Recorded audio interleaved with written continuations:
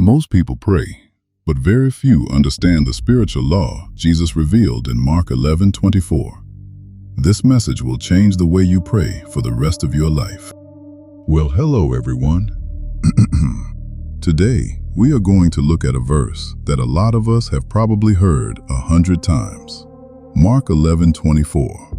But instead of just keeping it in the past, we're going to drag it right into the present day.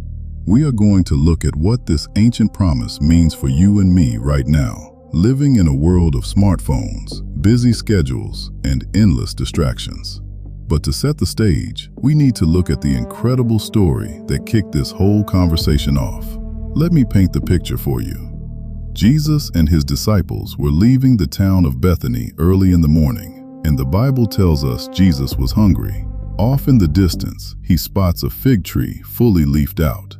Now typically, a tree with leaves meant there should be early fruit, so Jesus walks over, expecting to find something to eat.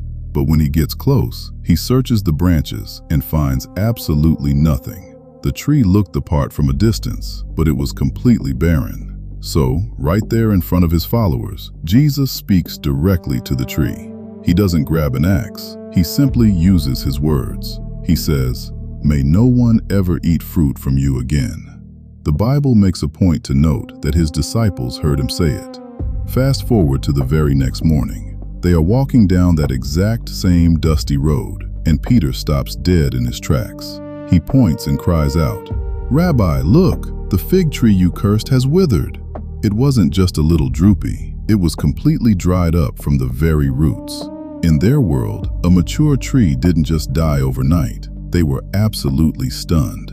Now, Jesus didn't spend time explaining the botany of what happened. He used their shock to pivot to something much bigger. He looked at them and essentially said, "If you have faith in God, this is just the beginning." He was showing them that the spoken word, backed by heaven's authority, actually shifts reality. And that brings us right to the promise of verse 24. "Therefore I tell you, whatever you ask for in prayer, believe that you have received it, and it will be yours." That's a bold statement. So how do we unpack that on a Tuesday morning when the alarm goes off and we have to face the real world? The first thing Jesus mentions in this verse is asking for what we desire. Now, in our modern culture, we have been conditioned to get things instantly. If we want a new book, a pair of shoes, or even groceries, we click a button on our phones and it shows up on our porch the very next day. We live in an Amazon Prime world. And if we aren't careful, it is incredibly easy to treat God exactly the same way. We treat prayer like an online shopping cart. We drop our requests in, hit submit, and then get frustrated when our blessing isn't delivered within 2 business days. But the kind of asking Jesus is talking about here isn't a superficial wish list. It's not about praying for a bigger house or a fancier car. The desires he is talking about are the deep, sometimes painful aches of our modern lives. It's the prayer for your teenager who is struggling with anxiety. It's the petition for peace in a marriage that feels like it's hanging by a thread. It's the desperate cry for direction when you've lost your job and the bills are piling up. Jesus is inviting us to bring the heavy, messy, real-life stuff directly to him. But he is asking us to do it with a completely different mindset than the world teaches us.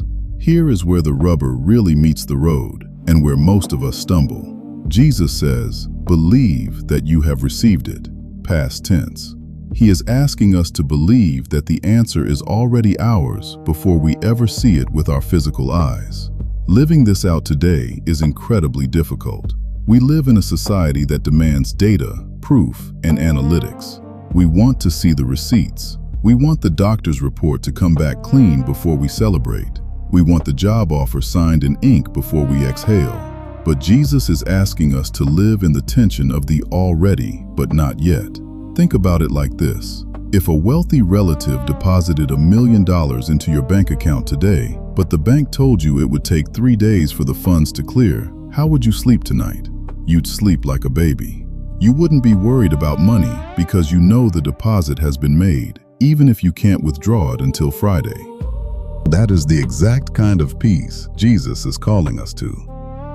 We have to trust that when we pray in alignment with his will, The spiritual deposit has been made. The answer is secured in heaven. We are just waiting for it to clear in our earthly timeline. Now, we can't talk about the incredible promise of Mark 11:24 without addressing the giant speed bump Jesus places right after it in verse 25. He says that, when you stand praying, if you hold anything against anyone, you have to forgive them. Let's look at what unforgiveness looks like today. We don't always carry swords and shields, but we sure do carry resentment. We live in a culture that actually celebrates holding grudges. We call it cancel culture. We cut people off. We block them on social media.